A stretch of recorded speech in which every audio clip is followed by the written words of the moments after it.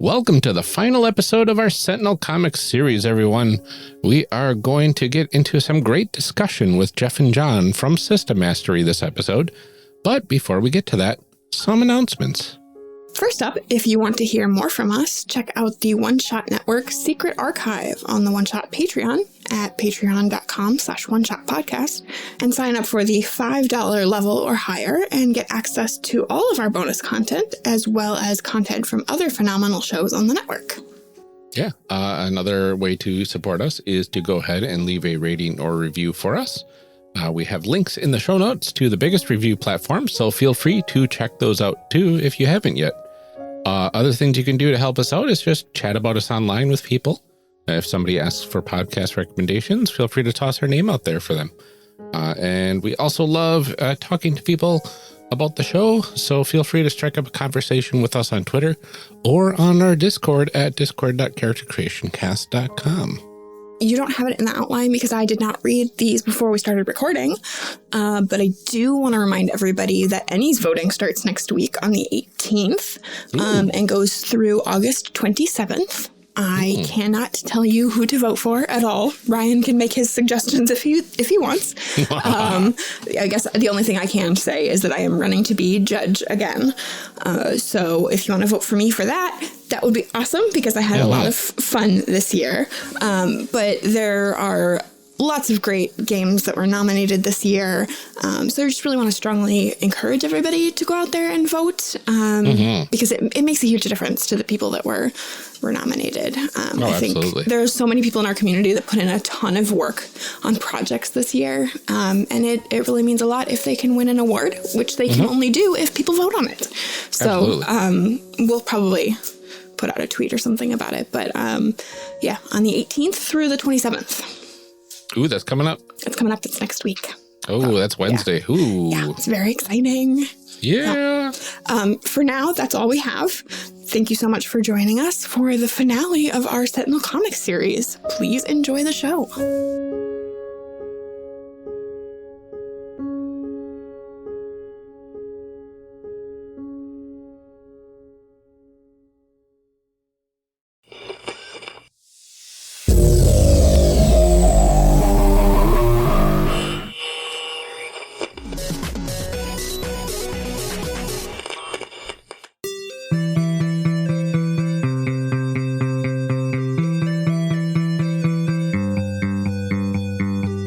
Welcome back to our discussion episode. Last time we created our characters for Sentinel Comics, the role-playing game. This episode we will be discussing the character creation process. We are very thrilled to welcome back Jef and Jon from the System Mastery podcast. Do you want to introduce yourselves again for everyone at home and tell us a bit about the character you made in our last episode? Yeah, absolutely. I'm Jef from the System Mastery podcast, systemmasterypodcast.com.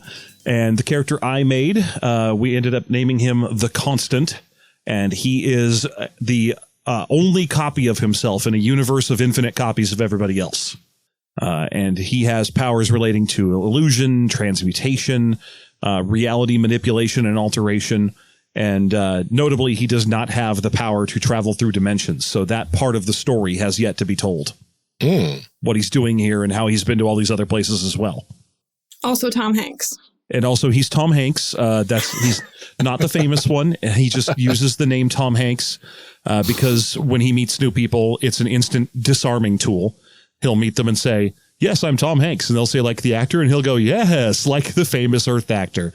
In his experience, there is always a benevolent, famous Tom Hanks in every reality. But I like that he says Earth actor, like. Oh, well, that's me mistaking and saying he's an alien. No, I know. I wanted to be like, this is like, he knows that that's the original real Tom Hanks. Well, maybe it's that Earth isn't always called Earth. Maybe. Oh, yeah. Maybe. John, how about yourself? I made a character named Chimera, alias Robert Kruger, because they have a cursed glove with claws on it. When they thought it was just sort of a weird horror movie prop, but it had actually been a cursed item, and it wasn't meant for them. it was supposed to kill off the main actor of this horror movie series that someone hated. And so they had cursed the glove that they were going to put on. But then Chimera is the one who picked it up, put it on while they were on a studio tour, just messing around. They went off by themselves like a loner, a lone wolf. Mm-hmm.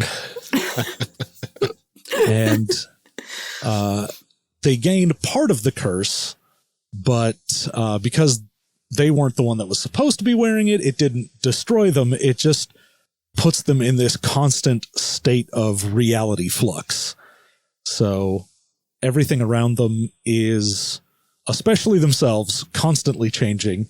And then with some focus, they can cause this reality flux to shift out and change things around them. And, there's nothing for it but to be a hero or a villain if you have a cursed claw glove and reality changing powers. So, I mean, they're just 19 and they're like, yeah, might as well. And the actor that was supposed to wear that glove? Tom You guessed Hanks. it. Frank Stallone.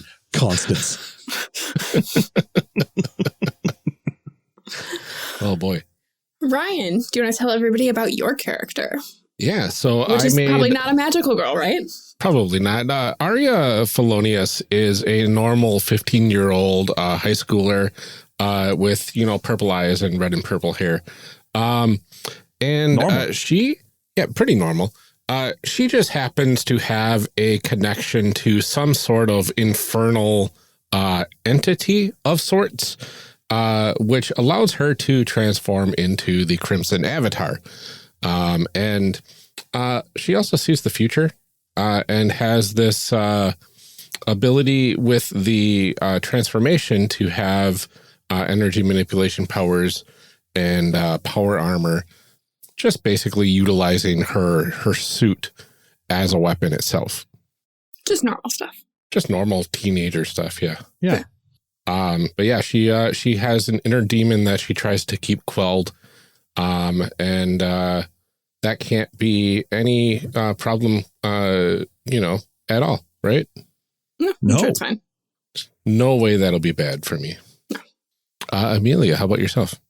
I made Osseous, aka Bonnie Newman. She is probably not dead, 400 years old, and has the ability to manipulate darkness and create tiny bone constructs, and is definitely not up to anything nefarious or weird or anything Definitely. like that. Just It's standard necromancy. just trying to help out, just 400 years of trying to make the world a better place Mhm. Through bones. through bones. Through bones. Yep. Better living through bones. Mm-hmm. Well, let's go ahead and get into our discussion portion, which Ryan calls D20 For Your Thoughts. D20 For Your Thoughts? And I still hate 3 years later. This game doesn't even have D20s. I know, it doesn't make any sense. And it only makes sense if you have a very specific accent. But it's a D20 for your thoughts. Yeah, but if you say and your D20 thoughts are also non-corporeal. Right. Oh, So it's therefore- supposed to be a slant rhyme to penny. I get it. Okay. Right. Right. But the rest of us don't talk like that. You could copy Savage Worlds and go with a Benny for your thoughts. But But that's that's a way too terrible game. specific. So, That's true. in this what can we take poorly from named Heroes Unlimited? No, nothing. We can take a nothing mega hero from for it. your thoughts. No.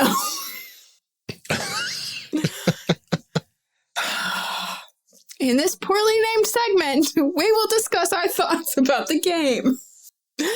Last time you were both on our show, we covered Heroes Unlimited. It was terrible. Mm-hmm. I thought it was fantastic. What is it about superhero games for you guys that, those seem to be the ones that you have gravitated to, or at least discussed with us?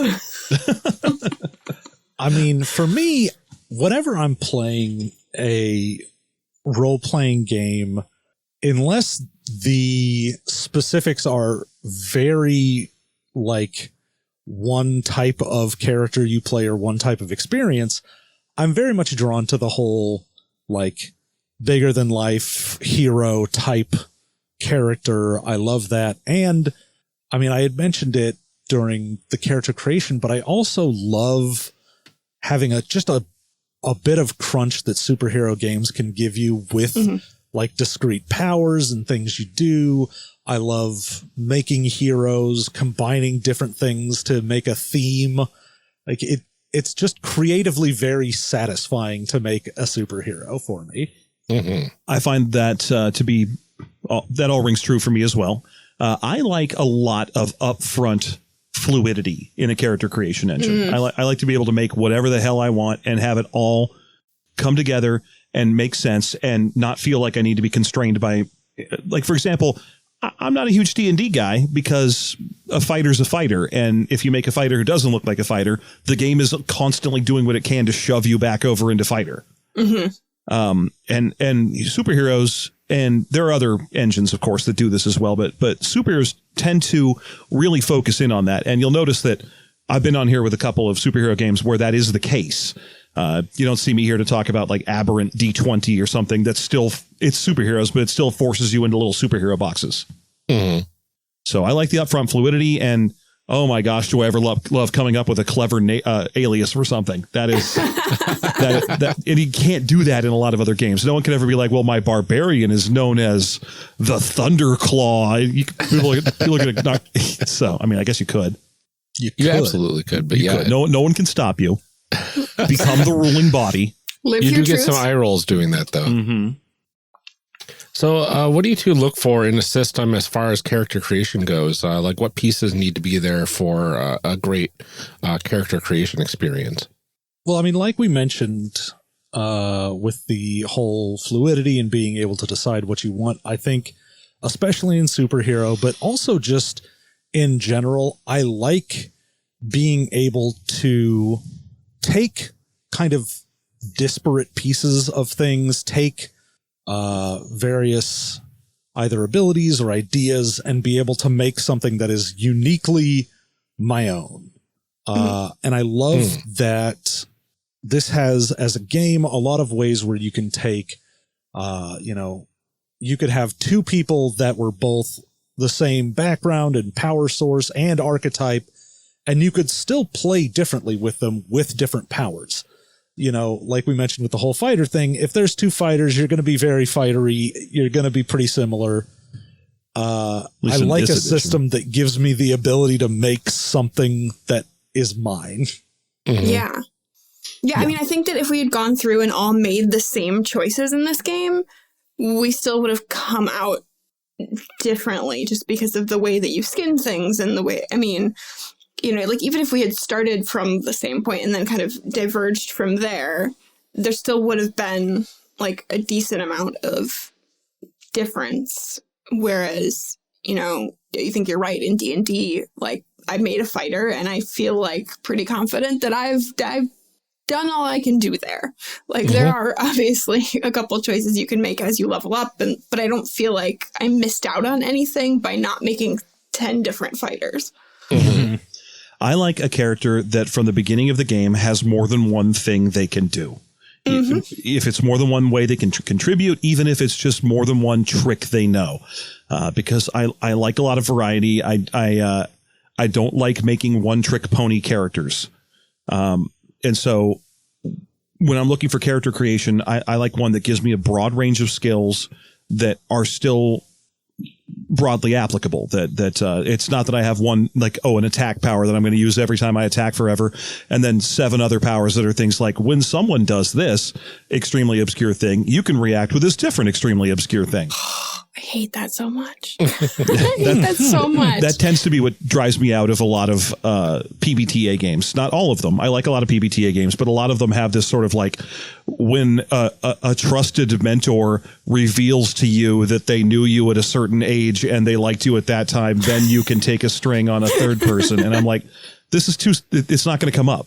Yeah. Yeah. Or you're right, where you end up like, you know, I played D&D like as a campaign one time, and I made a fighter because I knew that was the kind of people that I was playing with. And it was like, I hit it with my sword. I hit it with my sword. I hit it with my sword. I hit it with my sword. There's solutions and after to like that. 2 sessions, I was over it. Like, There yeah. are absolutely Well, later solutions to that. later I got an axe. So that was that seemed to be the solution to that. But yeah, that's where I'm coming from. I like a lot of broad applicability to my character from the jump. I don't like to have to wait until I'm 8th level to finally have a character where I'm like, I recognize this character as a character now. It's you can build a character. The thing that a lot of people don't realize about campaign play is that it tends to have endpoints far below the capstones in game design. Yes. You know, D&D games rarely make it past level 8. So why not put all the cool stuff there? Yeah. And this is a game that puts all the cool stuff in character creation, and I respect that. How do you think character creation in this particular game stacks up against other ones that we've done? Heroes Unlimited, for example. For example. This one still it was superheroes and it had a lot of random tables. Yeah. I mean, like I said, I think this is the promise of Heroes fulfilled. The joy of randomly rolling for things and that experience where you're like, oh, I don't know what I'm going to get. I'm going to see how this shakes out. But instead of it being a hodgepodge of nonsense, you're like, oh, I've got some control here. I don't give up all of my, ability to figure out what kind of character I want to play. So it just gives you so much freedom, and, you can do it full pick instead of rolling for stuff if you want to. But I love rolling for things just because I feel like I get the most creativity out of having some restraints. Yeah. People will say about this game, and I've encountered a few people who have, that it does have balance issues, that there are certain builds you can do. For example, a cursed elemental manipulator tends to be like just a crazy good combination because everything you do damages someone else and heals you. You will never be hurt. But like we mentioned during character creation, that's fine. That just means that you have a different set of narrative tools that the game will use to kind of put tension on you. Yeah. So I like that because Heroes Unlimited is just imbalanced. There's only one thing to do in Heroes Unlimited: get in fights with other Heroes Unlimited characters. There's not even a bestiary. Oh man. Here, It's true. yeah, here there's all kinds of things that you could potentially do, different ways you could be threatened. The environment is constantly throwing out challenges that need to be overcome. Oh no, there's a subway car dangling off the tracks and you have to rescue the civilians before it falls, or that keeps you invested. Even if your character is an invincible brute, you're still challenged. And I like that. I think that's a neat, and you can see it in character creation because you get through character creation. You're like, wow, my character from the jump can heal themselves. Yeah. And can do it all the time. It's not like it's an encounter power or something. I can heal myself this turn and next turn. But right away, you're recognizing that that's because there are other ways that this game will challenge you. That's good. Yeah, absolutely. And I like the random generated tables in this are not just roll a percentile die, right? It's like roll these 2 or 3 dice and you've got like 3 to 6 options or whatever, right? Yeah. For how those dice can combine and create different results on a single table, which is really cool. And then each of those tables like is, here's 3 choices that like, so, you pick your one archetype or background or whatever. And then it's like, okay, pick, 2 of these qualities and 3 of these powers. So it's like, even once you've made a decision, like you still have 4 or 5 other decisions to make within that one grouping. So, like I said, even if we all got the same background or something, we would still look totally different after step 1. Yeah. What it feels like is that they decided to put some randomness into the guided random process, but only enough to keep it interesting and not enough to keep it purely random. Where Heroes Unlimited, you can make your character entirely without ever making a choice. Yeah. I think the only thing you have to choose sometimes in Heroes is some of the skills. Yeah. But even then, most of that can be random. If you choose not to decide, you still have made a choice. It's like 90% of our jokes on all of our shows are just lyrics to songs. I'll own up to it too. No, there's a lot of like TV and movie quotes in there too. Vague Star Wars references. Very vague.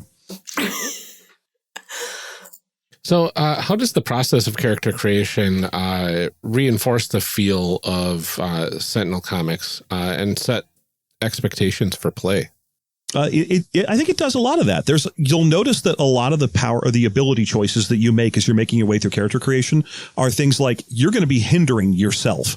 You're going to throw out a boost that's going to be to all your allies, but not to you. One of the structures, because we didn't talk about gameplay, we just talked about character creation. A lot of the structures of Sentinels are based around doing what would be the coolest, passing off the mic to the next person who you think is going to do something awesome in this scenario, basically setting up combo play, which is something I always look for in gameplay, is a game where my moves inform the moves of the person going after me, so I can build on them and not just feel like I'm waiting for my turn. And a lot of the abilities that you'll see reinforce that with stuff like choose who takes the next turn after if you let an enemy go next, choose who goes after them, or any number of other examples that you can find throughout kind of let you know this is a game with a lot of combo interplay. What you do is going to echo down the next couple of turns. Yeah, that's really cool. Yeah, like you were saying, the expectation, the fact that you have to pick from a few powers every time that you get a new, like a background in your power source and all that. And it is extremely difficult, probably, I would say almost impossible, to make a character that can only attack. Yeah. Like, you are going to have powers that are going to be boosting someone or hindering an enemy or defending someone. Like, the game wants you to interact with the other players around the table, as well as with, the people you're fighting and the environment and everything else. And the fact that it forces you to take powers that will do these things, even if it's just a side effect of like, okay, boost yourself and also attack, or attack and hinder the person you attacked. It means you're still playing with those systems. So you don't have like, oh, I made a character and I ignore like 70% of what the rules are because I don't do those. Yeah. My character just shoots a laser every turn. You'll rarely see that. It's much easier to build a character with no attacks than it is to build a character with all attacks. Yeah, I've definitely accidentally made a character that had no attack abilities. Which there's nothing wrong with, because we didn't get into it, but actually we did. You can always just take a basic action. You could just say, I attack, assemble a die pool, roll it, and take the middle result. Yeah, so, while you don't have any cool abilities with riders or doing anything different, you can always just attack or just hinder regardless of what your powers are. Yeah. Oh, that makes sense. Interesting. One of the things that we like to look at is the layout and the design on character sheets, because we like to talk about what the character sheet can tell you about what playing the game is going to be like. When you look at a D&D character sheet and all of your stats are related to, like how you attack, and like you have, a huge list of weapons and all that kind of stuff. Like, it's pretty obvious what kind of things you're going to be doing in that game. What do you think that these sheets tell us about Sentinel Comics? You can see a little of that here. You'll notice that the character sheet is a 2-page sheet, and the first page has no numbers on it. Outside of things like your age. It's just a sheet that lets you know who your character is, what they look like. You have some characteristics that you can look at for reference, like, oh yeah, my character has an extra dimensional power source. I should remember that in play and kind of occasionally reference other dimensions or something. It's got your principles, which are sort of alignments and sort of a bunch of other things, but they're not mechanical rules. Oh yeah, the fact that the principles are so front and centered, they take up the most real estate really on that first page. And that contains your twists in there. Like, yeah, I think that makes a huge difference. So it really, on that first page, makes that role-playing idea front and center, because the twists are basically just role-playing things as well. Like, that being the first thing you come across before you ever get into what die levels, what powers are you shooting off, what are you doing mechanically, having that like, who are you as a person as the first thing. Yeah. And then once you get to the second page, you can start seeing that real reinforcement of the gyro system. Everything's done up in green, yellow, and red. Which makes it very easy to track, especially if you happen to have a color copy of your character sheet. But you know what zone you're in and what abilities you can use based on what zone you're in, what your health is at, right from a glance. If you're in red, you know you can use the whole sheet. And then the other thing I really like, when you're looking at the 3 columns of dice numbers that you use to assemble pools, those are very fluid. And they're intentionally very fluid. The book actually reinforces that. Like it says, if you've got, banter as one of your qualities, feel free to try and use banter for anything you can come up with, any way you can come up with to use creativity or conviction or something. The game is built so that you're not supposed to mind if the players are trying to use their best dice for everything. Because it doesn't matter, because in most cases you're going to be taking the mid result anyway, and you can always roll a 1 on a d12. Yeah. Oh, that's interesting. It's designed around player comfort, and if players are more comfortable saying, "Well, I'm really good at illusions, so I want to use illusions all the time," that's fine. Just let it ride, and the game is built that way. Right. I think it said somewhere when I was reading it that it's like, as long as they're like role playing that and they're like explaining their actions in a way that justifies that, that's fine. Let them use that die every time. Like I was saying in earlier episodes, I loved running this game, not just playing it, but actually running it, because it's so player friendly. As the DM, you're a lot of games tell you that, as the DM, you should be a fan of the players. You should want them to succeed and help them to do cool things. And then the book negatively reinforces that. They're like, be a fan of your players. But if any of them try to go swimming, make sure they drown. If they get too cool of a laser, make sure there's a special space tax on that laser. Which this game doesn't do that. I mean, it has the twist system, but generally twists are voluntary. You participate. You take a twist in exchange for a success. Yeah, I think it strongly recommends that like players suggest what twist would make sense in that scenario too. Now, it is by no means is it a perfect game, but I already have a couple of house rules I use for it that I will go over at some point if we need to, but it very much is player and DM accessible and friendly, and a character sheet right away tells you so. And I like as complex as all the different combinations can be in this game. Once you have them on your sheet, it's extremely straightforward of what abilities you have, all that sort of stuff, and you don't have to worry about all the stuff that's not on your sheet. I think that was the most complex part, was just like flipping back and forth between the book. And when I've talked to other people about this game, that was kind of the only real complaint that we had, is just like, there's a lot of page flipping when you're looking for things in the book. But like I said, like I've got my little, I'm fidgeting with them here, but my little sticky tabs, and it was like, I stuck those on the pages and it was easy enough to go back and find what I needed. I know that for me, I own the book and I love the book, but it is entirely a receptacle for autographs. I use PDFs for this. I use PDFs for this entirely because there's a really good index PDF out there that you can use for this. Yeah. Oh, very cool. And a very nice form fillable character sheet. Yeah. So, what do we think is one of the biggest flaws of character creation in this system, and what's one of the best parts? Well, I mean, we did mention the whole flipping back and forth. That is a thing. The fact that, you have just one page that lists everything and then you have to keep going back and forth. But I mean, there's not really, in my opinion, a ton of flaws in the character creation. I think for the most part, the only time you really, I think, come up against a wall is if you are trying to make a very specific character. Like you have a character in mind and you're like, I want to make that. And you go through and picking the background and like archetype and everything else that would go with that character sometimes can lock you out of certain things that you might want to have. Trying to get the right combination to get the qualities that go with the thing. Yeah. You're like, there are powers and qualities that I feel are essential to this character, but you know, if I want them, they're like the character I have in mind is definitely a wizard, but if I take the sorcerer archetype, then I don't get access to this thing I want.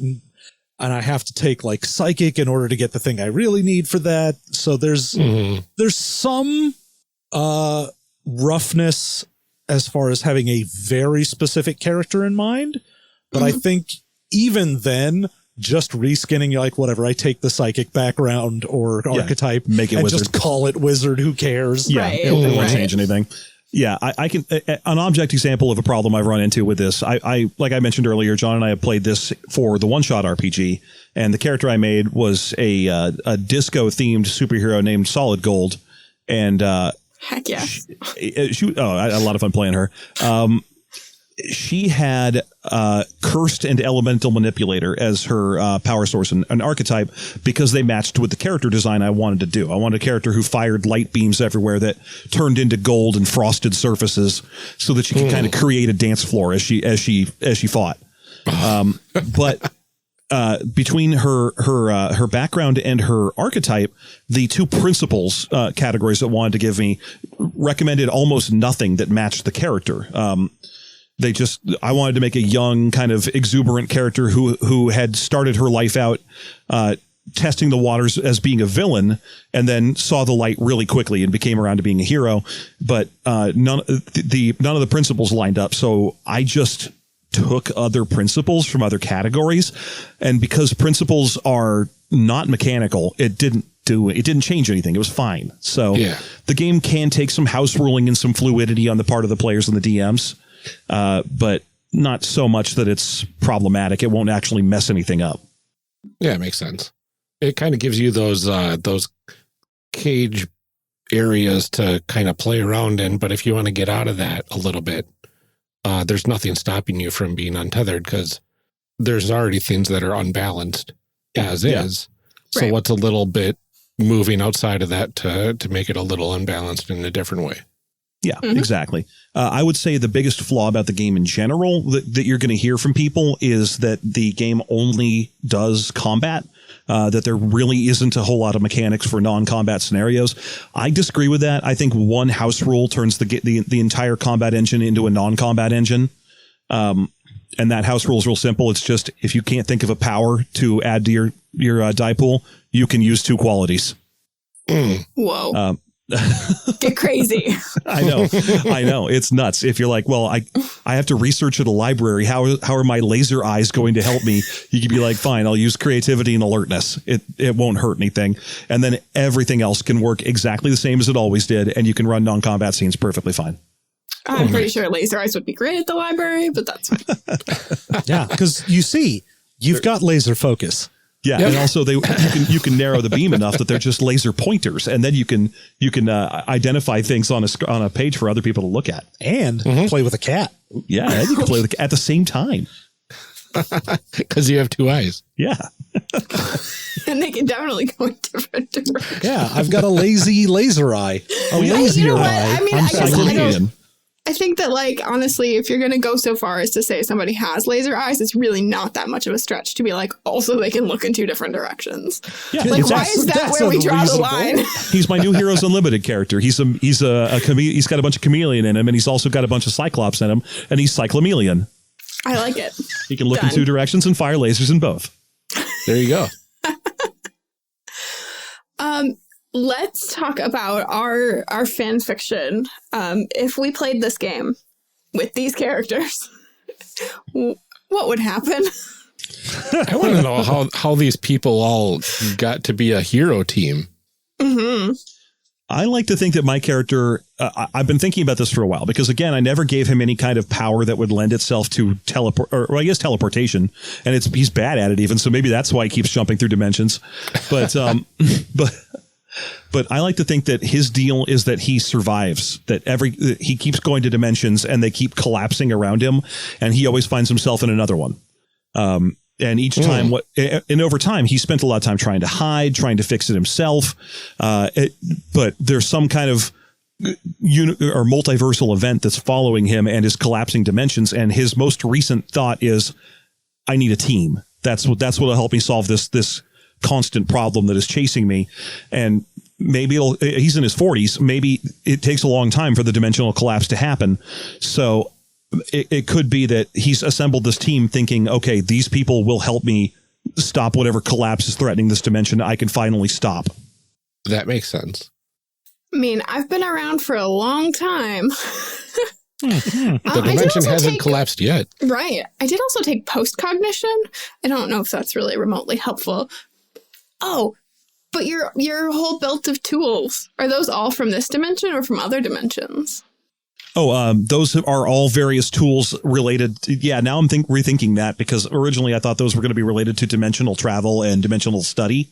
But if the whole story with this guy is that he doesn't know why he keeps dimensionally hopping, it might be that those aren't actually fitting. In which case I would just change my D8 quality I wrote for myself, which is called dimensional studies, because maybe he doesn't actually have the wherewithal to do that, and probably change his costume around a little bit too. Fair enough. Yeah, I don't know. Sense. We'll see. But if I like the story that he is the person who constantly builds the dimensional gateways using his transmutation and his teleportation and his cosmic powers, then I could leave all that stuff in and have it be that he keeps jumping from dimension to dimension, trying to save them and failing. And this is just his latest attempt. Hey, man, you ever think that opening up a portal to another dimension is tearing open a rift in the dimension you jump to and causing it to collapse? No, they collapse while I'm on my way out. It's fine. Don't worry about it. Everything's fine. I'm definitely not the villain here. Hi, I have the same name as your beloved star of Joe versus the Volcano. There is a single constant between here too, with all these collapsing dimensions. Here's the interesting thing. I'm always though, there. Yeah. Is that in this meta plot, isn't this like starting right after a giant cataclysmic event? Yes, and in fact, this character would not fit in the current metaverse of Sentinel Comics. I decided to just not care about that. I feel like it could be very interesting for him to come to this one after the event. That could be. That could very well be. And that could even explain why he's here and why he's on a team. Part of the story of the Oblivion event is that the big ultra half Galactus, half Thanos villain that was named Oblivion, that was the end event for the card game and the beginning event for the role-playing game, was that he had access to every dimension in all the multiverse and would pull in alternate versions of the heroes they had to fight and alternate villains and all this other stuff. But by defeating him, the heroes shut down the interdimensional nature of the universe. Oh. So right now there's just one dimension in the Sentinel Comics role-playing game universe. And it could be that my character squeaked in at the last minute and is now stuck here because this universe has closed off the doors to other dimensions. Oh, wild. Yeah. Okay. So that's certainly possible. I mean, Oblivion could have been just destroying the other dimensions and you kept jumping out of them. It could be. It could be that my character is just the chrysalis human form of a new Oblivion. Uh-oh. Any number of things are possible. I feel like it all hinges on you, though. I don't like that aspect of all this discussion. I don't want to be the star of the story. I want to hear everyone else's. It's too late. Oh no. Well, you named your character Tom Hanks. There's no way that you're not the star. Please. My character is a loner. We all know that the loner is the star. Yeah, loners are always the star. Everyone knows that. I'm a loner and a lone wolf. I don't know why I'm here. I'm only here because I have to be.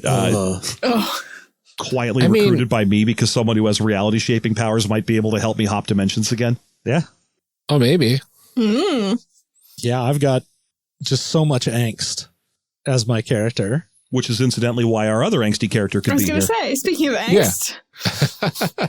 I mean, you got a high schooler that has these infernal magical girl powers. And she can see the future a bit as well. And then a college kid that accidentally just keeps shifting everything that gets too close to them so they can never let anyone get too close to them. Oh, no. Intimacy issues. Oh, no. What am I, a rogue? In a superhero movie? Specifically one that states outright These heroes aren't a metaphor for anything. Don't get too close to me or you'll get hurt. That's not a metaphor. It's just a fact. I'm covered in spikes. Oh, yeah. I don't know how all of these go together. I don't feel like. How do we? Yeah, because normally it's like pretty obvious, like how our characters just kind of piece together. Okay, but this like feels honestly, when you think about it, like how do the X-Men go together either, other than like I they're mean, mutants, Professor I guess. Xavier, right?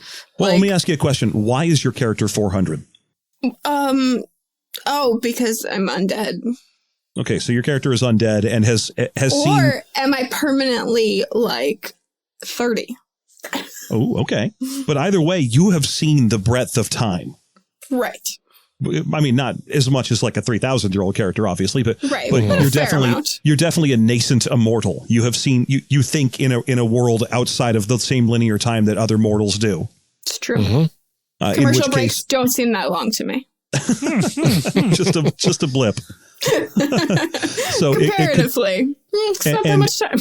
and as I recall, your character Ryan is prophetic, can catch glimpses of the future. Yep. So what we do see here is a story about time and reality and a threat in the future. Mm. So all of the characters seem to have at least one of those aspects in common.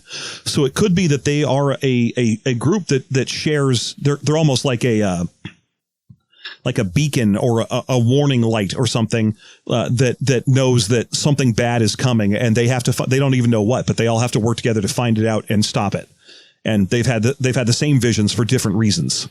I like the thought of like my character getting this vision of herself fighting alongside these three other heroes, but had never heard of these other heroes before because she's only 15. Mm-hmm. So she has to seek them out, and she finds the first two, the non-constants of the group. And then it's like, well, there's this third one that like doesn't show up until right after this cataclysmic event happened. Right, because that character doesn't exist. Like the whole point of the Constant is that he's the only version of himself. So even if you had like a tech hero on the team who could simultaneously scan every database on Earth, the Constant wouldn't be there because he hadn't been there yet. Yeah, exactly. So I like the thought of like this team or trying to get this team together, either like organically or even kind of setting the stage to it appear like an organic get-together team of sorts, and then having that missing piece for like a year or two until the Constant shows up. Yeah, that makes perfect sense. Then I show up and I'm like, when they added Danny DeVito to Always Sunny, all of a sudden the show made sense. Just like that. In no way dissimilar. Yeah, Frank Reynolds is the Constant. Nope. He'd like to offer you a nice egg in all trying times. I quit. It's fine. But yeah, I do like the idea that that there's.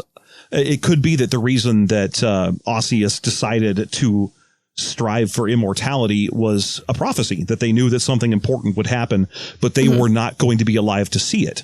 And so she did everything she could to extend her life and be there for the event because whatever prophecy told her that she needed to. Mm-hmm. Yeah, that sounds really cool. I like it. Prophecy is always a good answer, honestly. It's never the wrong answer for how did we get here? Well, we were foretold. And then Chimera's there because why wouldn't they be? Yeah. Chimera's on every team. I'm on every team. You're just like at the next table over when we all meet at the coffee shop for our story. All of you must get together to stop this. Yeah, all right. We didn't mean you. Yeah, I'm in. Quit begging. Exactly. Let's get into our last segment, which is our advancement discussion, and take it up a level. Take it up a level. Take it up a level. So in this section, we talk about character advancement, how growth works in the system. So let's start with like mechanically. How do you quote unquote level up in this game? I mean, we said before, you kind of don't. When you make your character is, you're already a superhero. You know, you're not really going to add powers or really change all that much. What can change is more the character itself rather than mechanically the character. You could like make friends or like do stuff with other people? I mean, honestly, I feel like one of the ways that I would do leveling up in this is, I mean, there's hero points that will go from, you know, your session to session where you can, you know, get a bonus, but that's not really a leveling up thing. Although I do think if you hit something that was narratively satisfying, I think one of the best things you could do would be if you could change your principle. So, you know, if my principle of the loner, my character finally like has a found family in the new heroes that they are with, then, you know, they could change principle of the loner to principle of the team and really lean into that. Yeah. But baseline, there really isn't a progression so much in this. Yeah. The way it works is when you complete a collection, which is a bit of information. It's like when you finish a storyline that completes a collection, you write that collection down in the back issues section. And that will allow you to do a couple of minor changes to your character. Hero points, on the other hand, you spend hero points between individual sessions to purchase boosts that you can use during the next session. There is a section on alternative rewards, other things you could potentially spend hero points on. For example, obtaining a favor from a contact is one of the options. You can spend like 3 hero points if you have them, and that means in the next adventure you'll have a contact help you, and it's in the back of the book somewhere. I think if you do that, you get that contact has a die pool of a D6, a D8, and a D10, and they can help you in a way by rolling those dice and adding something. You can also purchase temporary powers. And if you purchase temporary powers and decide you like them, like say, for example, during a collected trade, your mentor dies, but in dying, they hand you their powerful magic sword. For the next session, you can say, all right, I've taken that as a temporary power by spending hero points. So I spent, I don't know, 3 hero points or something, and I gain a temporary red ability that reflects the sword. You can also spend a collection to say, okay, well, I'm going to change my powers. I'm going to take away an old power I had and replace it with this hallmark sword that I got from my dying mentor. That way there's character growth, but not character power progression. Okay. So they're not getting more powerful overall. They're kind of just one for one swapping at that point. Yes. I think the only other thing you can do with that you can purchase sidekicks, and sidekicks work exactly like minions. If you have a Robin on your team, it's just that you spend 4 hero points for a D8 minion, and before your turn, each turn, your sidekick goes and rolls himself to hinder or boost or help or damage someone, that kind of thing. Oh, interesting. Okay. Yeah. So this game doesn't really have a gain in power advancement. What it has instead is a gain in story advancement, where your character changes to match the current story. And you'll see that reflected in the card game. The card game works by having a character card that goes out and then a deck that they play from. But the character cards, there's alternates. So you can play as like Legacy, who's kind of this universe's core hero. You can play as like World War II Legacy or Young Legacy, which is his daughter. Or alternate universe, half evil Legacy, that kind of thing. So, and for more extreme or weird characters, you'll find more weird variants. Like their Captain Cosmic, who's kind of a Green Lantern, has a variant that's extreme 90s Captain Cosmic, where he's all like armored up and his feet aren't drawn. So you can go through using the advancement tools that are present here to create character variants and play as that for a while instead. That's Maybe cool. your badass 80s version of your character can't teleport anymore because jumping around is lame, but now he's got spike shoulders. Heck yes. Yeah. And a skateboard. And a skateboard. And the skateboard can talk. Nailed it. Yeah. Oh, that's amazing. Yeah, so it does sound like advancement is entirely narrative at that point, if you even want to call it advancement. Yeah, well, there's mechanical things you can do, but all of them would replace existing stuff in your sheet. There's no way to get more powerful. All you can really do is change. Mm-hmm. That makes sense. And in the end, isn't that what all of us can really do? We can just change. It makes you think.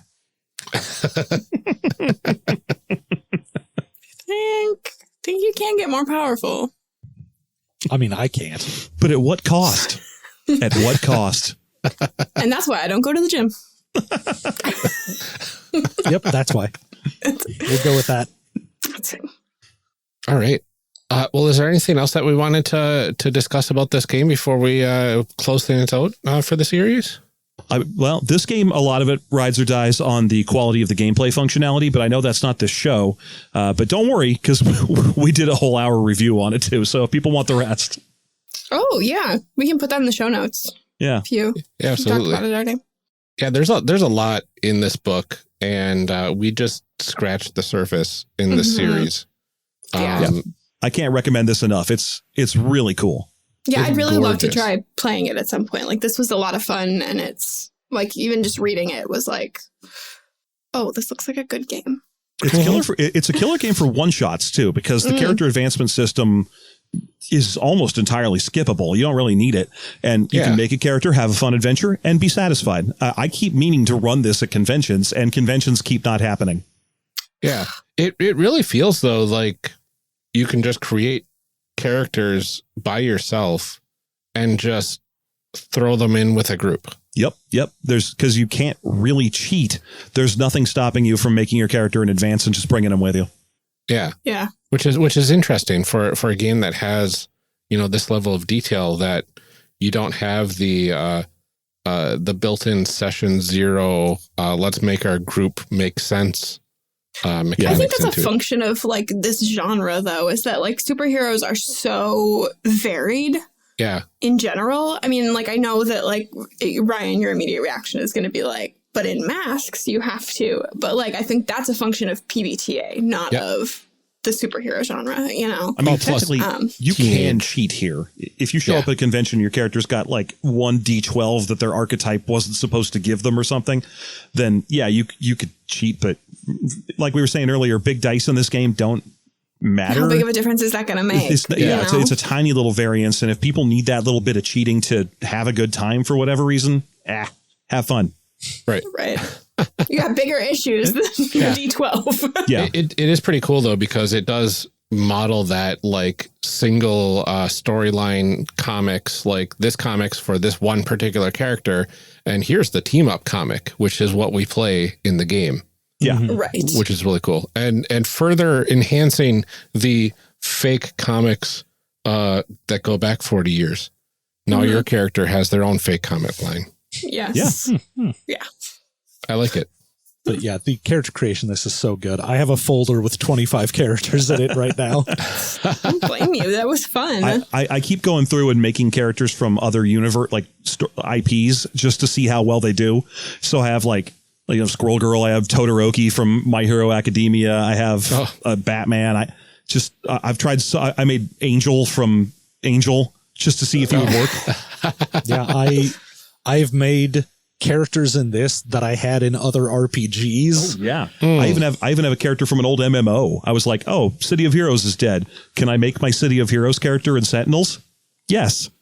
Oh, that's very cool. Ryan, I would like you to try to do that with some of your Heroes Unlimited. Oh, I've got an old folder with all my Palladium Heroes Unlimited character sheets. I could easily like Mishra, Mr. Extraordinary would be fantastic. I'm not going to lie to you. I did remake Event Horizon in this game. Oh, amazing. Oh, that's amazing. Yeah. Well, Jef, Jon, thank you both so much for joining us to talk about Sentinel Comics. This was so much fun. Hey, I keep thinking that we practically work for Greater Than Games, because this is like our we've done so many shows where we just go out and glow about this. I know you guys are definitely where I heard about this game from. Yeah. Oh yeah. Non-sponsored, but oh boy, do we ever love this? Absolutely. Well, can you remind everyone where they can find you online and what sort of other things you're working on? Yeah, sure. You can go ahead, find us, all of our shows. You can find at systemmasterypodcast.com, or you can find all of our stuff at patreon.com/systemmastery. That'll get you a single RSS feed for everything if you want to listen to all the shows. And you can find us on Twitter at System Mastery, or if you just want me, you just want John, just my opinions on Blaseball and other dumb garbage, you can go to @GurgleSpasm, spelled just like it sounds. It's a pro follow. All I do is take easy layup or easy dunks on Watsy. Well, thank you both for sitting down with us. This was a lot of fun. And thank you to everyone for tuning in. Call to action. Yeah, like that. I really enjoyed this game.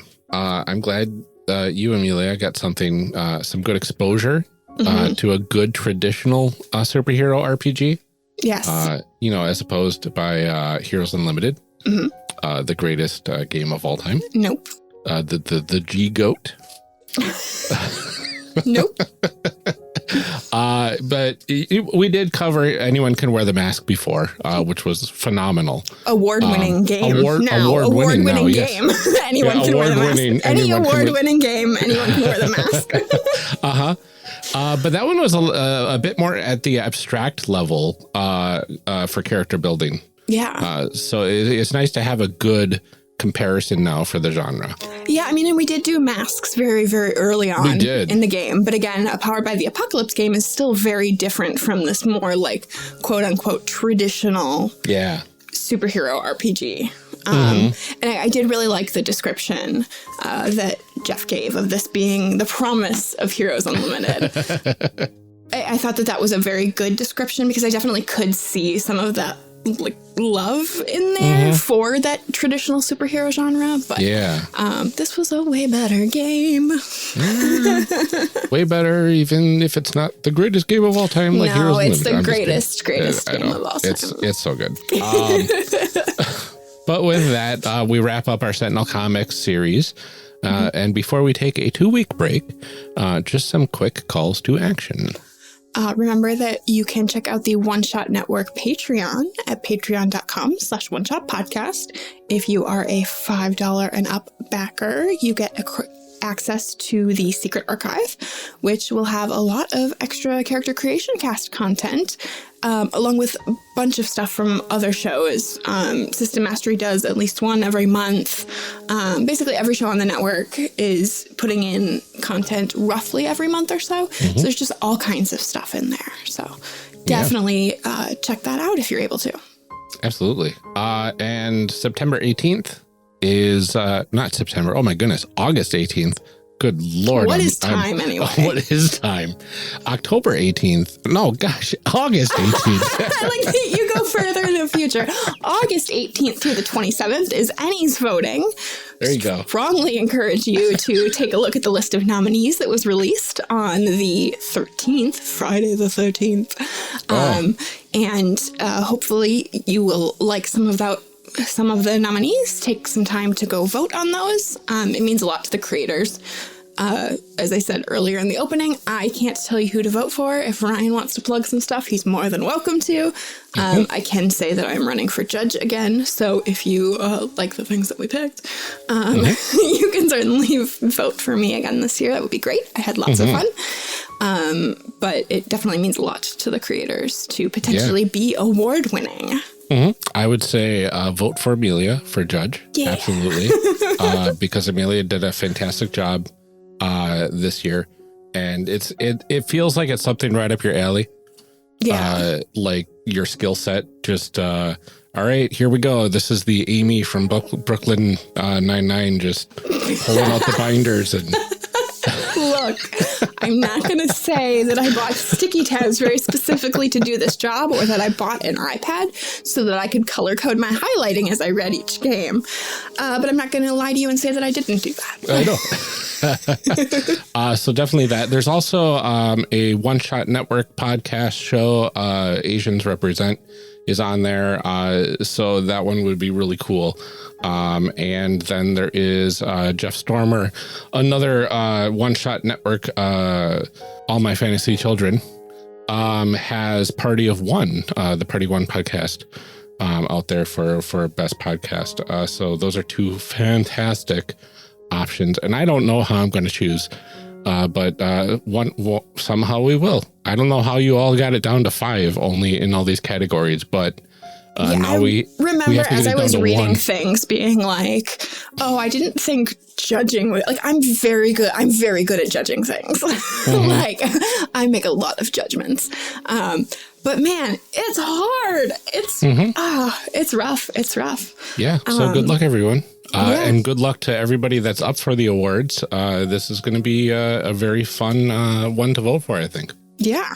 Hopefully people find something in there too to try out. So absolutely. Well, before we head out, we actually have a review to read. A review? I know. That's exciting. It is exciting. This one is from Reviewer Ren from the United States of America on iTunes, titled Good Stuff. And they said, I have bought so many new and old systems because of this show. Good insights. Very entertaining. Good. I'm glad to hear that. Yeah, I love knowing that we can help people find new games, so. Or old games. Or old. Yeah, we do have some old games on there. If you bought Heroes Unlimited because of this, I'm sorry. I'm sorry, but also, that's pretty cool. But yeah, no, thank you for listening, and thank you for the review. That we really appreciate seeing things like that. Absolutely. And if you would like to help us out, others that are listening, leave us a rating review on any of the sites where you can do that for podcasts. If we can find it, we will read it here like we just did for Reviewer Ren. You can also spark up a conversation with us on Twitter or in our Discord server at discord.charactercreationcast.com. For now, thank you so much for joining us for this week's episode. It was a really great discussion. We had so much fun. It's always great to talk to Jef and Jon. But until we are back next time, take care, everyone. Stay safe and keep making those amazing people. We'll see you next time.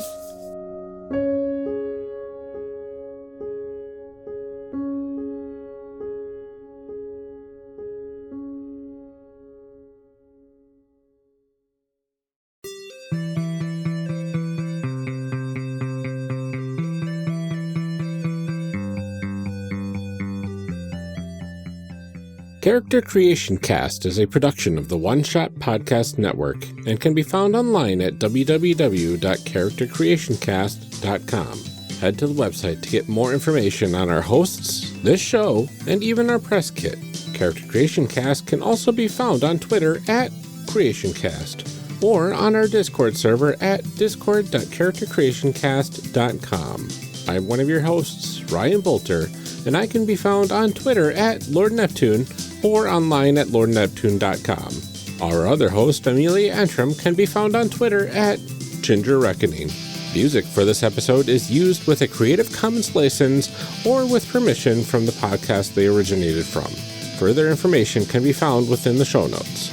Our main theme music is Hero Remix by Steve Combs and is used with a Creative Commons license. This podcast is owned by us under Creative Commons. This episode was edited by Ryan Bolter. Further information for the game systems used and today's guests can be found in the show notes. If you'd like to leave us a rating or review, we have links to various review platforms out there, including Apple Podcasts, in our show notes. Also, check the show notes for links to our other projects. Thanks for joining us, and remember, we find that the best part of any role-playing game is character creation. So go out there and create some amazing people. We will see you next time.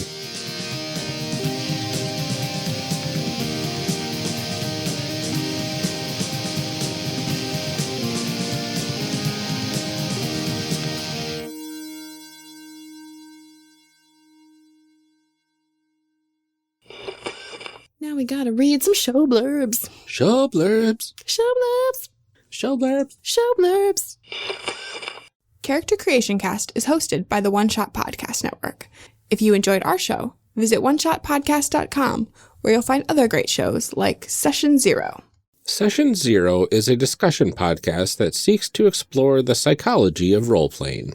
Each episode will feature RP concepts, stories, and tropes viewed through the lens of psychology by clinical psychologist Porter Green and industrial organizational psychologist Steve Discount.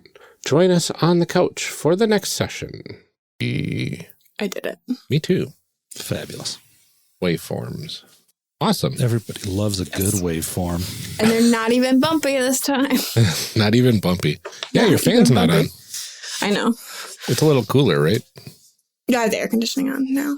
Oh, that makes sense. It's like a bajillion degrees outside. And by a bajillion, I mean like, I don't know, 90. Too many. It's too many. Too many degrees. Too many degrees. Oh, language. that's right. Zoom Language. with Audacity's recording levels. Oh, you can change it. Zoom. Oh, yeah, really? if you go to the mute option, the up arrow next to the mute button in Zoom, and go to audio settings, there is a automatically adjust microphone volume, which is turned on by default. Hold on. Where is that button? What's going on here? You hover over the Zoom window. You go to Zoom the window. Yeah, and you go to the mute icon in the lower left. There's a little up arrow. Mm-hmm. You click on that, and you go to audio settings. Yep. And then right on that page, right in the middle under microphone, there's a automatically adjust microphone volume. Uncheck that, and your problems will be solved. Oh, thank Language. Yay! So many solved problems. Mm-hmm. I mean, it's because we started with a larger than normal number of problems, but we can all feel good about the number of problems we've solved today. Yes. Got 99 problems, but Zoom's still one of them. Put my recording volume back to a normal level. Hooray. And John, before we get started, would you like a drink? Sure. All right, so I'm going to take 1 second to run off and grab a couple of drinks, and then we'll be good to go. Perfect. Awesome. To decide if I should leave the dog out or put her away. But she's sleeping right now, so I think I'm just going to leave her. Oh, sleepy baby. Sleepy baby. She's like curled up into like a little dog donut back there. Little dog nut. Like a little dog donut. I love when they do that. Mm-hmm. But as soon as she sees somebody outside, she'll start barking out the window. How can she see somebody if she's asleep? Touche. Okay, I'm back. Okay. Hello. Thank you for the audio confirmation. Since we can only see John. Oh, yeah. I mean, I left the Zoom meeting, so I can't come in there and turn on my camera so you can see me. But trust me, I'm here. I mean, theoretically, we could pull you up in the Discord and turn on your camera there. But that just seems like way too much work. Let's not do any more work. It's too much. It's too much. There, if you have Discord open, my camera's on. You can see me over here looking boring. Okay. I think I'm there. Oh, hey, I see it. Whoa. Wonderful. Crazy. Now we put on my old man glasses. Oh, actually. Language. Okay, hang on. I gotta go get mine. I had them on before, and then I took them off. I don't have any over here. All this pre-recording swearing. Gotta get it out of the system. Yeah, I should write a little sticky note and Don't put it swear. that says "Don't swear." Just a little sticky note that says "Don't Language. swear." Our show is incredibly profane, and it's hard for us to stick to the rules. How long have we been making this show? It's still hard for me. Like 3 years, 3.5 years. Yeah, it's been over 3 years of actual recordings. I try really hard not to, but What are we coming up on? August is our thing, right? Isn't it 9? Yeah, I think. Good Lord. This should be 9. That's a long time. It's a ways. I'll tell you that much. Yeah. and you're still friends? I don't know about that. Well, If we're anything, still it's made us recording. closer friends. Oh, wait. That's because you have to record in the same room. Those are very different answers there, and I'm concerned. Well, we're co-workers and business partners now. We have an LLC, and our names are on books. Ooh. We're fancy. I know. You can tell. There we go. I just covered up Amelia's non-pictured camera on Zoom with a Discord window. So now I got everybody on one screen. Nice. Ooh, all right. Although, Jeff, you're really tiny, but that's okay. Because Discord's interface is garbage. That's always been a dream of mine anyways, to just be really, really tiny so I can do cool heists. There you go. Well, maybe when we make characters in this game, we could do that. Look at that segue. Let's go ahead. Let's start. Yeah, sure. All right. I'll give us a 5 count of background noise silence, and then we'll go ahead and start the episode. Here we go. Sorry. It's like my mouse is doing that thing where it's like you can scroll down none or all the way to the bottom. Stupid mouse. I'm going to take like 2 minutes here. The dog has to go out. She's going to keep barking at me until I let her. Okay. I'll be right back. Do we want to take a quick break then? Keep our recordings rolling, and if we need to stretch. Sure. Cool. I'll be right back. Good timing. Welcome back. Hello. Thank you. I'm going to try and find a pair of glasses that don't like squeeze my head with my headphones on. Like the first ones I grabbed just are giving me like the worst headache from. Oh, Sounds gross. You need a podcasting pince nez. I got like 5 pairs here, so.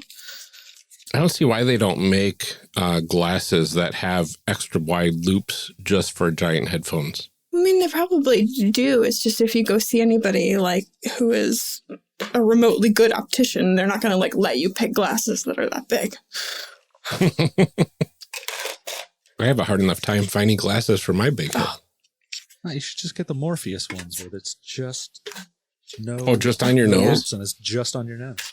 Dan has like a bucket head. Yeah. And he like always has that problem of finding glasses that fit his giant head. And actually, he was trying some on Nate yesterday when Nate went for his eye appointment. And he's like, this kid has a big head. And I was like, yeah, he gets it from you. Like, there's a reason hats don't. I have a colossal nose, so I need really wide bridges. Oh, yeah. Hmm. And he tried to talk me into buying another pair yesterday. And I was like, I have 13 pairs of glasses. I don't need another pair of glasses. I don't even use my prescription ones. These are just off-the-shelf readers. Yeah. Mine are like, my prescription is so small, but it's just enough that like, if I don't wear them, I'll have a headache by the end of the day. Right. All right. Clicky. Clicky clack. And we usually Don't go go clicky. I'm like, click E. Gotta do it. Yeah, click E. No, not click E. Click E. Click E. Because if you click E, then I don't know what happens in Audacity. Oh, okay. You're right. Well, usually I think most of them are like mapped to be like control something or like unless you go in and remap them. I don't think just E does anything. You'd be surprised. I I don't know. guess. I'm going through because just X is play, stop, and set cursor. Oh, interesting. Because I remapped mine so that X is cut. Oh, fancy. Because then it was easier to just like, Oh, no. come on, Peggy. We're trying to record here. Like Peggy can hear me through your headphones. What do you have? Are you serious? That's a brand new dragon baby. What are you doing? She got the squeaker from the inside of it. And now the squeaker's on the outside. And now she's freaking out at me because I'm squeaking it. Squeaky baby.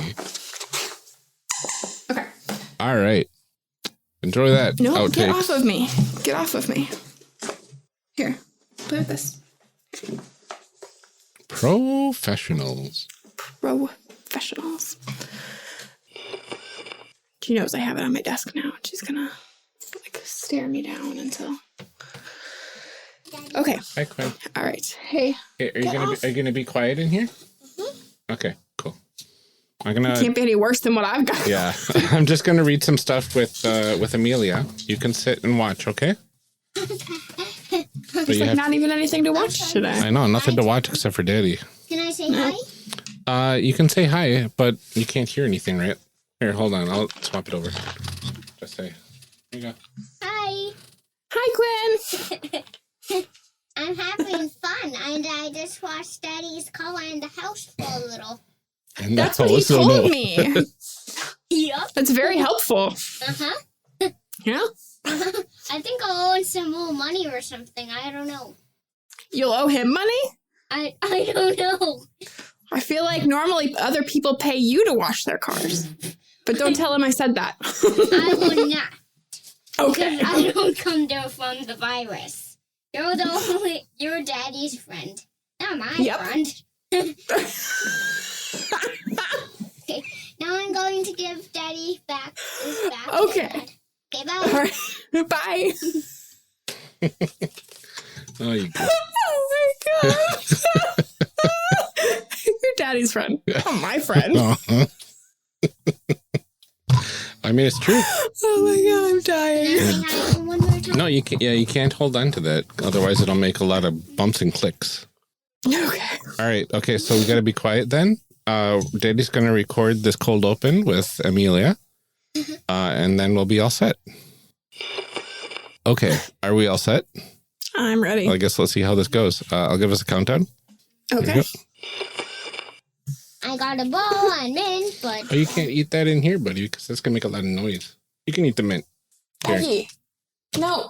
I can do it. Okay. So many outtakes. I know. Oh, boy. Okay. 2 children. Right. One's a dog. If you head over to patreon.com/ dog at a door. Stop it. It was a really fun micro RPG. No. Hero dog annoys mom. Oh, careful. There will even be some audience participation needed, as someone needs to take on the role of the dog director of the game. That's really weird to think about. Hey. Oh my god. Come here. Come here. Come here. Peggy. I swear, if you start again once I start talking. Can't read the outline and look at the dog, though. Like, if I stare her down, she doesn't do anything. Like, okay. There'll even be some audience participation needed, since someone has to take on the role of the dog. Like, instantly. Oh, so Lord. sorry. It's fine. Okay. Now she's sitting here by me. Come here. I want to say hi. Okay, you can't be holding on to that, Quinn. Okay, well, say hi. Can I say hi? Yeah, you already did. But no. Well, you can say hi again if you want. Through Yeah. the microphone, I mean. Yes, I'm talking into the microphone. Me, I want to. You're talking into the Please. microphone, too. Okay. It just happens to be a Quinn. little further away from you. Okay. The only difference You is want you to can't go hear on me an back. date with me tomorrow? Oh, And hi. that sounds super great, but I live far away. She says she lives far away. Yeah, but it sounds great. It's been a long time since I've been asked out, you know? Well, there you go. You know? Oh, he's cracking me up today. Okay. All right. Look, we did it. Halfway, We did halfway it. there. It only took us 10.5 minutes. Halfway there. That's on ever. All right. Here we go. Wait for the crinkling wrapper to It's finish. okay, mine is whining because she lost her ball under the bed. Oh, no. You lost half your bar. I wish I could get another one. I know. Can I Well, snack on some peanuts for now? I'll give you some peanuts. No, I want. Yeah. Okay. Where was I? Reviews. Reviews. crinkling paper. Quiet. I will get the ball in a minute. You gotta stop laughing for now. Sorry. Thank you. If you would like to help us rectify this situation, you can leave us a rating or review on any of the sites. You're making too much noise. Otherwise, I'm not going to be able to clean up the audio. It's just going to be a lot of peanuts everywhere. Peanut bumpies. Yeah, peanut bumpies. Okay. That was so funny.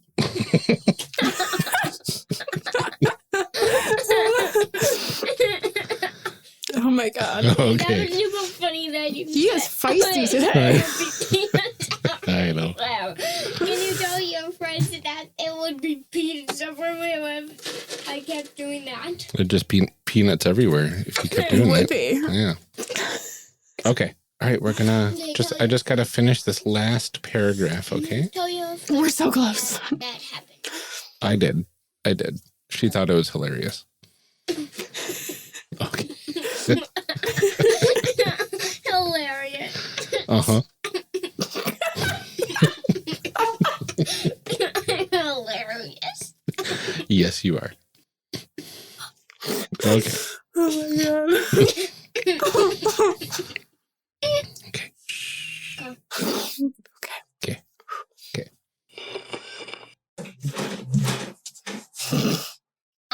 Did you know it was my turn to talk? Say, I can't wait to chat with you too.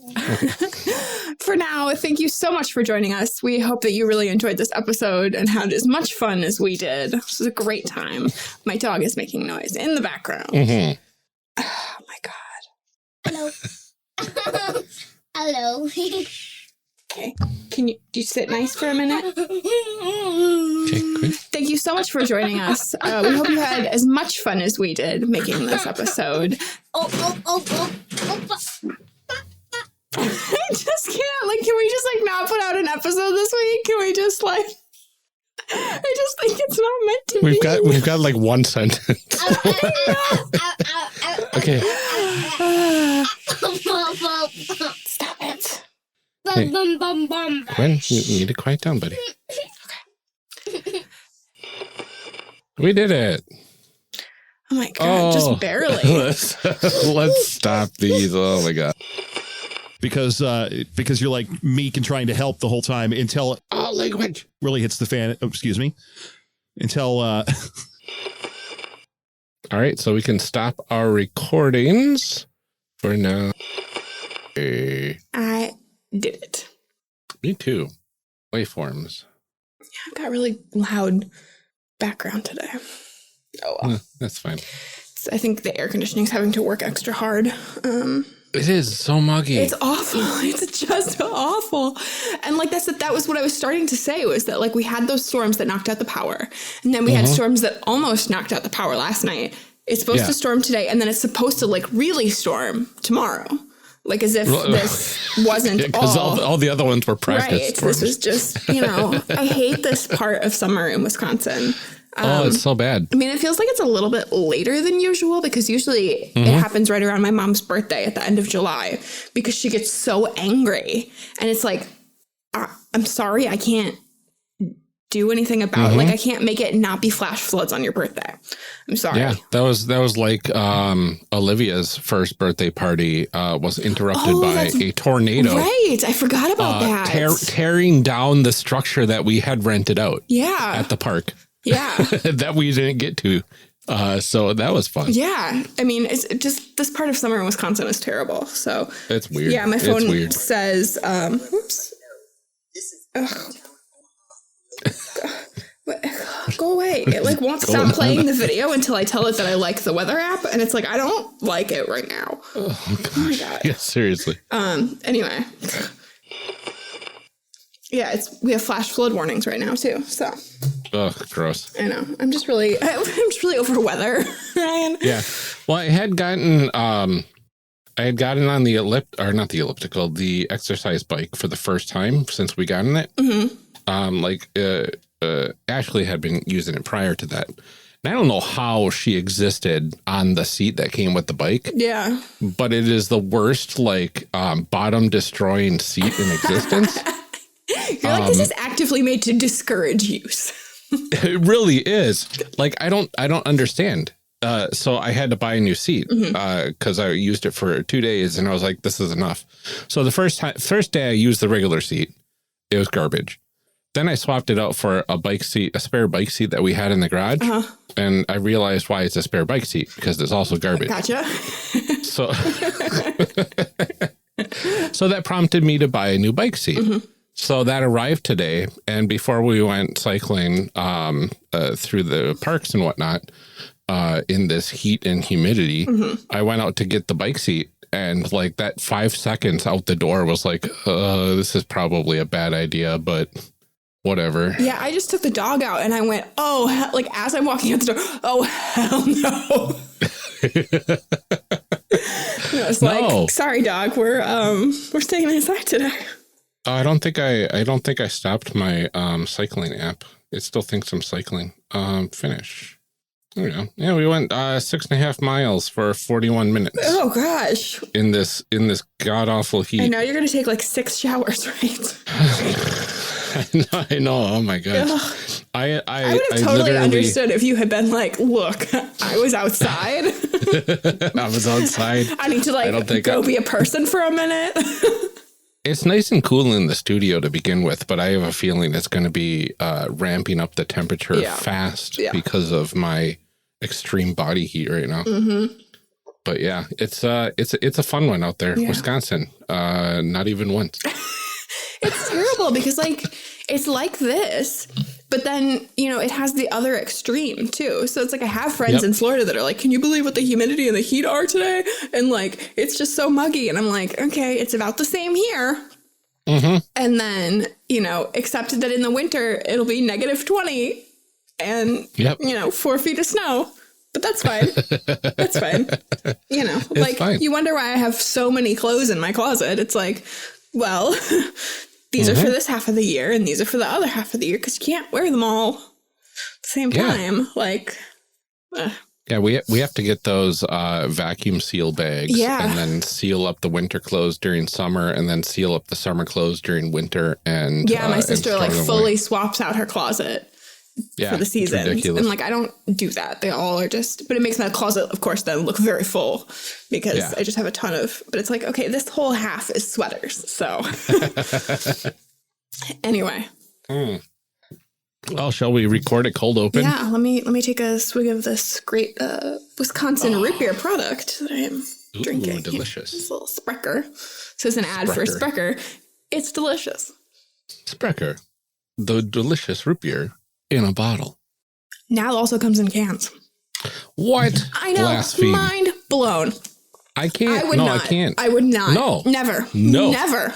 If you get a Sprecher, it comes in a bottle or nothing. No, well, if you go to the Sprecher restaurant, you can get it on tap. I guess that's fair. But yeah, no. But that comes in a glass then, right? Right, in a frosted glass. So if it doesn't come in glass. Right, you're right. Sprecher in a can. It in your face. Not even once. Yeah, no. Yeah. Just throw it at the people that give it to you. Right. Cream soda, though, also legit. Yeah, I think the cans have like the Brewers logo and stuff on them so that they can serve them at the park. Oh, weird. Because I think they can't have glass bottles there. You know, because like they serve the beer like even in like plastic bottles at the park. Right. Well, because then the glass would shatter and because angry fans would like stab each other and stuff. Yeah. Yeah. We don't want that. Yeah. But that doesn't mean I need to participate. And let's just put it this way: there's a reason that I don't go to baseball games, and it's because they serve Sprecher in cans. That's the only reason. Or because we have a beer-themed sports team, and I don't know, dealing with drunk people is not my thing. That's very also, true. I just don't really like baseball. How about that cold open? Hot takes. On a hot day. Hot takes, yeah. All right, cold open time. I can't see your fingers, so... Yeah, if you want to do the countdown, I'll start when you... All right, I'll do the countdown. I'm pretty sure everything looks fine enough. Yeah, close enough, I'm sure. I don't have glasses on, so water. I can't see it anyway. Oh, okay. I've got kids running above my head. 1 second. Yeah, the neighbors stopped vacuuming like right before we sat down. So, Oh, thanks, nice. neighbors. Thank you, neighbors. But now I can't see my dog, so she's probably eating something she shouldn't. Probably. We'll find out in like an hour or two. Yeah, find out next week. Oh, there she is. Whatever she was eating Come is here, biting puppy. back. Puppy! No? Okay, that's cool too. You do you. All right. Hey. Hi. We're just about to start Nope. picking. What are you doing? Okay, we're doing a 5 count, okay? Shh. Do a 5 count. All right. Back up. Silence. We also love talking about the show with people, so feel free to listen to my dog in the background. All right. Coming.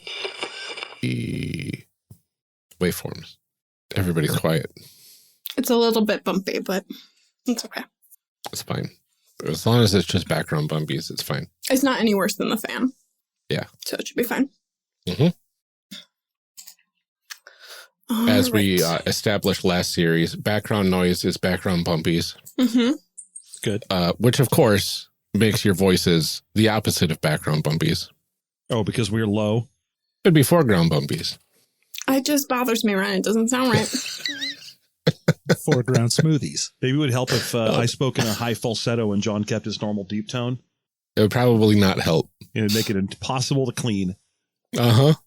Just But how like else me. will you guys find out how I feel about a thing called love? I guess we'll never know. No. Yeah. All right, Ryan. Looks like you're... Looks like I'm starting again. How did I get both for starting? I don't know, because you did it wrong.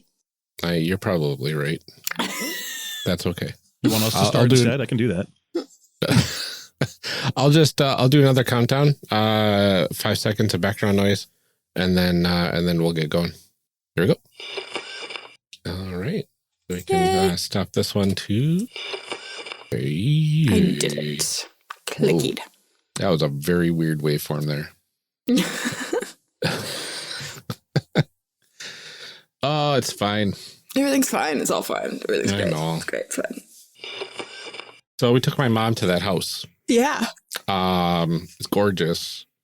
It's right next to the highway, but there's a Oh, big is this the one you went to the other on day? Friday. Yeah. And it feels even better going back again. So I don't know. We're definitely putting an offer in on it. So hopefully our offer is going to be good enough. Yeah. But I think we're going to have to go like $15K above their asking price, God. which is just so gross. Honestly, that's it. I'm not gonna say it's the only reason why. Part of it was because I had like 3 freaking weeks. But my dad was like, you should buy a condo and I'm like, okay, first of all, there's no time to like look around. I'm not gonna just buy something to buy something. And I'm like, secondly, like my first home, I'm not gonna overpay because like I will never get that investment back. Like I'll never, Well, unless it keeps growing. Hey. Right. But it won't because it's a bubble. This bubble's going to burst someday. It will eventually. And, I'm not positive that I think it's one thing if you're like, this is for sure where I want to be and where I want to stay. And Yeah. I feel like you're a little more. Yeah. Because we're than I am. like, well, we're going to be here at least 5 years, right? And maybe 10, maybe 20. And eventually we might move somewhere else, right? Right. But it doesn't get us closer to the school at all, which is annoying. Yeah. But it's in a better neighborhood. I want to say a quieter neighborhood aside from the highway noise behind the house. Yeah. So we'll And see. you said that like you can't hear much from inside at least. No, when you're in the house, you get nothing from the highway. So Yeah. aside from like the occasional big truck barreling down the highway or whatever, you get a little bit of the rumble. But Yeah. once you get back into that room that I would turn into a studio Mhm. / office, it's dead quiet in there. Like, Which is probably why they have that room because it's sunroom. So it's like almost a patio, yeah, like to relax in, it's so nice. Like I can easily picture myself just enjoying being on the computer out there. So, house buying. So if our offer does get accepted, then we have to get this house on the market within a week and then we're good. Ugh. Because then, that's going to be the hard part. But you've been like kind of slowly getting it ready. Yeah, we've been getting a lot of it ready. And so it's like, okay, now we got to move all these boxes out of the house, store them at one of my family members' houses, and then pack up more and move all that stuff out. And then we'll be fine for a bit. I don't know what to do about, I never started this thing. I don't know what to do about all my, like, they say don't put personal stuff up, but I've got character art for my characters. And I'm like, should I just keep that here? I don't know. Yeah, I don't understand that because they're like, don't put personal stuff up because they want people to like imagine themselves being in there or something. But it's like, I don't want to walk into a house and feel like there's nothing there. Like there's no personality to it. Yeah, I don't know. Maybe that's like harder to imagine yourself in somebody else's space or which I kind of understand, but it's like, I don't know. I feel like there's a happy medium there between like, you know, showroom furniture and like. I do have to keep the studio up though, because there's no way I'm tearing this down until I have to. Yeah, I mean, I think the hard part, though, is that, like, that's not what that room actually is. Uh-huh. It's a sauna. It's a sauna, which actually, like, might be a really nice selling point for some people. Oh, it's a very nice sauna. We just saw a house with a sauna. That house was going for, like, $315 or something stupid like that. Right. So it's like, if you clean it out, like, that probably will help. Yeah. I don't think I need to clean it out. I think I can get rid of some of these blankets. Yeah. And then move some of the pictures around and stuff. And then that should be fine enough. Because you get a good sense of like the size of this when you just open the door. Yeah. And like, this is like 3 times the size of the sauna we just saw. Yeah. At a house that was like 50% more expensive than this house is. Yeah. So I don't know. Nah. I don't know that. Fun. I'm not looking forward to selling a house. No. But apparently they just go fast. Yeah. They just go fast now. Yep. We went to the open house. It was an 1 hour open house. I swear there was at least 20 families that came to see it while we were there. Well, that was my question is like, what do you mean you like haven't put in the offer yet? Like, you're not going to get that house if you don't put in the offer like today. They're out of town until tomorrow night. Oh. So the owners will not even see anything until Monday evening. So otherwise the offer would have been in already. Gotcha. But yeah, our real estate agents are going to be looking at it and saying, hey, here's what the comparable houses in the area are. And here's what we think the offer should be. And I'm like, oh, good Lord. Yeah. Yeah. All right. It'll be fun. We'll see. Crossing my fingers. It's a very nice house.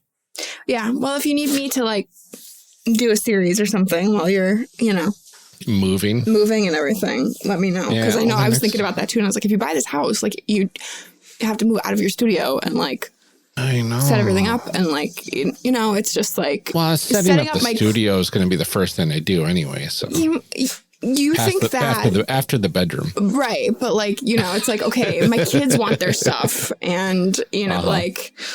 It's like, I'll get to that, but like. We'll see. Yeah. Anyway. I think that we'll tear down the studio last, right? Yeah.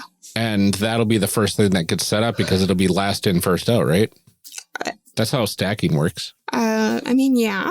I mean, yes, like last out of the house, first into the new house, but that doesn't mean like first unpacked and set up. I know, I get that. I have to work though, blah, blah, blah. Yeah, right. I'm just saying. Let me know. All right. Yeah, absolutely. We'll see what we have to do. Quiet. I think the next one we have to record is October, right? Yeah, we gotta figure out. I want to learn about Cthulhu. Yeah, just like that. All right, should we record a cold open? We should, probably. All right. Okay, do you want to give me the 5 count and then I'll start since you can't I think I'm starting. Am I? Oh, I'm on the wrong one. Holy crap. Well. No, I'm not. I didn't. You didn't rename them, did you, right? I did not. No, they're at the bottom. Okay. Oh, you are starting. Okay. So I was looking at the wrong ones too. Okay. There we go. I was looking at the right ones, but I was freaking out because they were labeled the wrong ones. Gotcha. Throwing it right off. Blah, blah, blah, blah, blah. Yeah, I think that's fine. All right, here we go. and sign up for the Hey, excuse you. Doing it in here. God. So free.